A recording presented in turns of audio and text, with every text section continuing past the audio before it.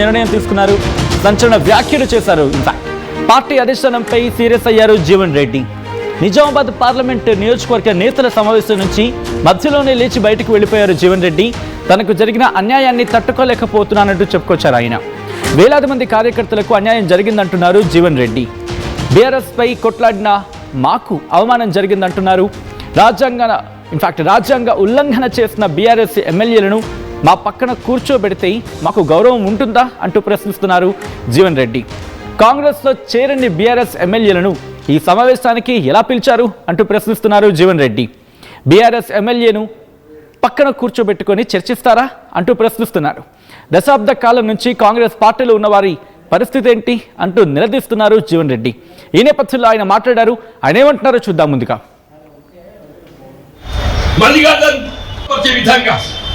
భారత రాజ్యాంగాన్ని అగౌరవపరిచే విధంగా, మల్లికార్జున్ ఖర్గే గారి యొక్క ఆలోచన విధానాన్ని అగౌరవపరిచే విధంగా ఆ అంశంపై ఏదైతుందో నేను పిసిసి అధ్యక్షుడు క్షమాపణ కోరి నేను బయటకు పరిచే విధంగా, భారత రాజ్యాంగాన్ని అగౌరవపరిచే విధంగా మల్లికార్జున్ ఖర్గే గారు.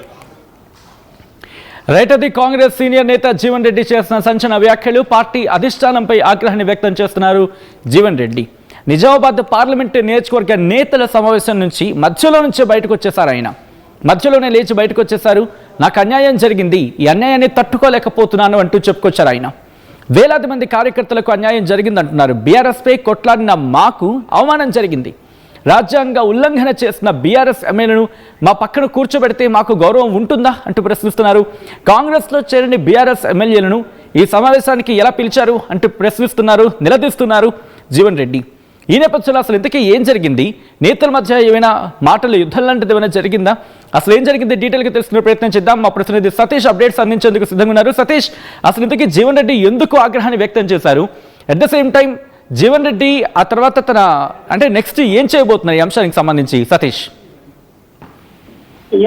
సచిన్, ఈరోజు కొద్దిసేపటి క్రితం ఇటు గాంధీ భవన్ లో మున్సిపల్ ఎన్నికలపై నిజామాబాద్ పార్లమెంటు నియోజకవర్గ సమీక్ష సమావేశం నిర్వహించారు. ఈ సమావేశంలో టీపీసీసీ చీఫ్ మహేష్ కుమార్ గౌడ్ తో పాటు పార్లమెంట్ ఇన్ఛార్జ్ మంత్రి ఉత్తమ్ కుమార్ రెడ్డి, పార్లమెంట్ నియోజకవర్గ ముఖ్య నాయకులు కూడా పాల్గొన్నారు. మరి ఈ సమావేశానికి మాజీ ఎమ్మెల్సీ జీవన్ రెడ్డి కూడా రావడం జరిగింది. అయితే అక్కడ జగిత్యాల ఎమ్మెల్యే సంజయ్ కుమార్ ఉండడం పట్ల కూడా ఇక్కడ మాజీ ఎమ్మెల్సీ జీవన్ రెడ్డి కూడా కొంతవరకు ఆగ్రహం కూడా వ్యక్తం చేశారు. ఎందుకంటే ఇప్పటికే ఇటు పార్టీ ఫిరాయింపులకు సంబంధించి ఒకవైపు విచారణ కూడా కొనసాగుతుంది. మొన్ననే రీసెంట్ గానే ఇటు స్పీకర్ గడ్డం ప్రసాద్ కుమార్ కూడా మరి ఇటు జగిత్యాల ఎమ్మెల్యే సంజయ్ కుమార్ స్టేట్మెంట్ కూడా రికార్డ్ చేశారు. ఆయనకు సంబంధించిన విచారణ కూడా పూర్తయింది, ప్రజెంట్ హోల్డ్ లో పెట్టారు. కానీ ఈ సమావేశానికి అంటే కాంగ్రెస్ అంతర్గత సమావేశానికి ఇటు జగిత్యాల ఎమ్మెల్యే సంజయ్ కుమార్ రావడం పట్ల కూడా మరి మాజీ ఎమ్మెల్సీ జీవన్ రెడ్డి కొంతవరకు అయితే అసహనం వ్యక్తం చేశారు. మరి మొదటి నుంచి కూడా మనం చూసుకుంటే మాత్రం ఇటు జగిత్యాల కూడా ఇటు మాజీ ఎమ్మెల్సీ జీవన్ రెడ్డికి అటు జగిత్యాల ఎమ్మెల్యే సంజయ్ కుమార్ కూడా మధ్య కొంతవరకు మాట యుద్ధం నడుస్తుంది. మరి మొదటి నుంచి కూడా ఆయన బీఆర్ఎస్ నుంచి కాంగ్రెస్ పార్టీలో చేరినప్పుడు మరి అభ్యంతరం కూడా వ్యక్తం చేశారు. మరి ప్రజెంట్ తను బీఆర్ఎస్ పార్టీలో ఉన్నానని ఒకవైపు మరి సంజయ్ కుమార్ స్టేట్మెంట్ అయితే ఇచ్చారు. మరి ఇప్పటివరకు అయితే ఇటు స్పీకర్ విచారణ కూడా పూర్తయింది. మరి ఈ సమయంలో పార్టీ ప్రయాణించిన ఎమ్మెల్యే ఏ రకంగా గాంధీ భవన్లు ఉంటాడు అనే పైనే మేజర్ గా ప్రశ్నించారు మాజీ ఎమ్మెల్సీ జీవన్ రెడ్డి. మరి ఇందులో ఆయన అసహనం అయితే వ్యక్తం చేయడం జరిగింది. మరి బీఆర్ఎస్ పార్టీకి మీటింగ్ లో పక్కన కూర్చోబెడితే మేమేలా కూర్చుంటామని కూడా మరి ఆయన టీపీసీసీ చీఫ్ మహేష్ కుమార్ గౌడ్ పై కూడా కొంతవరకు అసహనం వ్యక్తం చేశారు. మరి తను పార్టీ ప్రయాణించలేదు, మరి అభివృద్ధి కోసమే కలిసి పనిచేస్తున్నారని కూడా మరి చెప్పారు. ఈ మీటింగ్ లో ఎలా పాల్గొంటారు ఒక పార్టీ ప్రయాణించిన ఎమ్మెల్యే? మరి అందులో ఇంటర్నల్ గా ఇటు గాంధీ భవన్ లో మరి నిజామాబాద్ సంబంధించిన పార్లమెంటు ఇటు మున్సిపాలిటీకి సంబంధించి కూడా విచారణ ఇటు తనాక సమావేశం జరుగుతుంటే మరి ఇందులో మరి ఒక ఎమ్మెల్యే ఎలా పాల్గొంటారు అంటే బీఆర్ఎస్ పార్టీ నుంచి కాంగ్రెస్ పార్టీకి వచ్చారని చెప్తున్నారు. మరి ఇక్కడ అఫిడవిట్లో ఏమో తను బీఆర్ఎస్ పార్టీలోనే కొనసాగుతుందని చెప్తున్నారు. మరి ఇట్లా పార్టీ ప్రయాణించిన ఎమ్మెల్యే మరి ఈ సమావేశానికి ఎట్లా వస్తారంటూ కూడా మరి మాజీ ఎమ్మెల్సీ జీవన్ రెడ్డి కూడా ఆరోపించారు. మరి ఈ సమావేశం జరుగుతున్నప్పుడు మరి అంతర్గత మీటింగ్ లో ఎలా కూర్చుంటారు అని కూడా క్వశ్చన్ చేశారు. మరి కాంగ్రెస్ పార్టీ మున్సిపల్ ఎన్నికల్లో మరి టికెట్ కావాలని అడుగుతున్నారు. మరి ఏ ముఖం పెట్టుకొని టికెట్ ఇస్తారు? మరి మొదటి నుంచి కూడా కాంగ్రెస్ లో పనిచేసిన వారి కోసం టికెట్ కోసం తను ప్రయత్నం చేస్తున్నాను ఆర్నిషాలు కూడా మొత్తం నుంచి అంటే మొదటి నుంచి కూడా కాంగ్రెస్ లో చాలా క్రియాశీలంగా పనిచేశారు మాజీ ఎమ్మెల్సీ జీవన్ రెడ్డి. మరి తన మాటకే విలువ లేకుండా మరి ఈ రకంగా జగిత్యాల ఎమ్మెల్యే మరి సంజయ్ కుమార్ మాటలు పట్టించుకోవడం పట్ల కూడా కొంతవరకు అసహనం వ్యక్తం చేసి మరి అక్కడ అంటే ఎవరైనా కలుగు చేస్తున్నాడు, ఎందుకంటే ఆయన అసహనం వ్యక్తం చేస్తున్న సందర్భం కాబట్టి అక్కడ కాంగ్రెస్ పార్టీ నుంచి కీలక నేతలు ఎవరైనా వెళ్ళి జీవన్ రెడ్డితో మాట్లాడే ప్రయత్నం చేశారా? టీపీసీసీ చీఫ్ కావచ్చు, లేకపోతే మంత్రులు కావచ్చు, ఎవరైనా జీవన్ రెడ్డితో వీళ్ళు మాట్లాడారా? ఆయనని సముదాయించే ప్రయత్నం చేస్తున్నారా?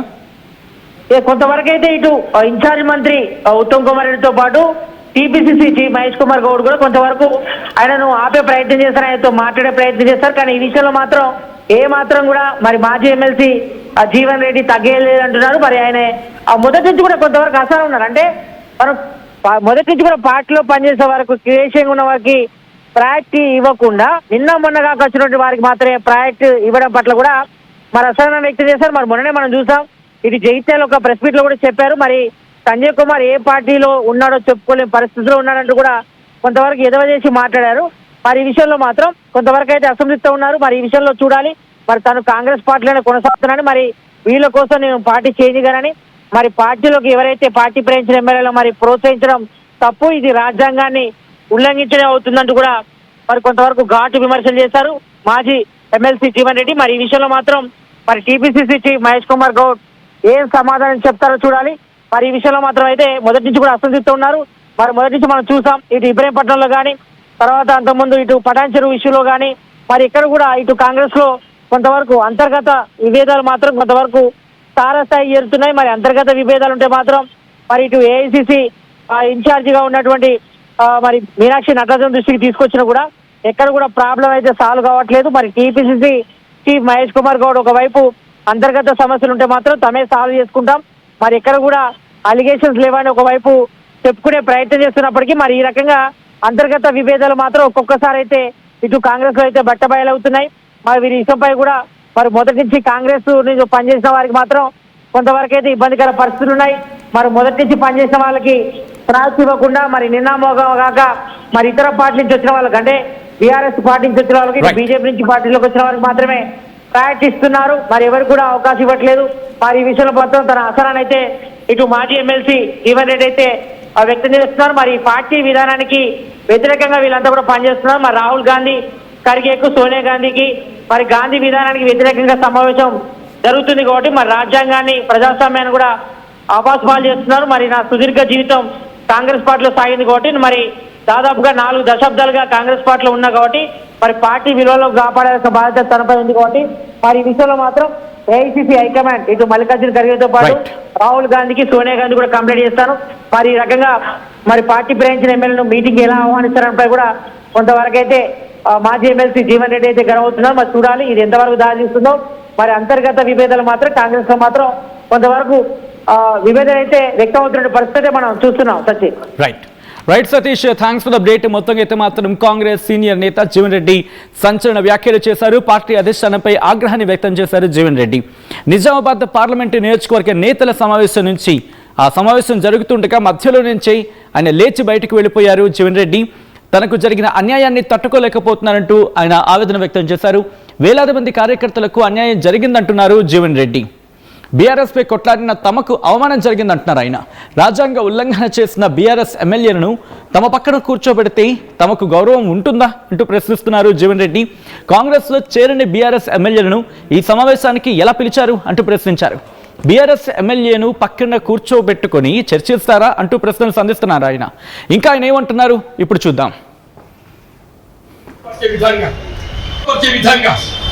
భారత రాజ్యాంగాన్ని అగౌరవపరిచే విధంగా మల్లికార్జున ఖర్గే గారి యొక్క ఆలోచన విధానాన్ని అగౌరవపరిచే విధంగా ఆ అంశంపై ఏదైతుందో నేను పిసిసి అధ్యక్షుడు క్షమాపణ కోరి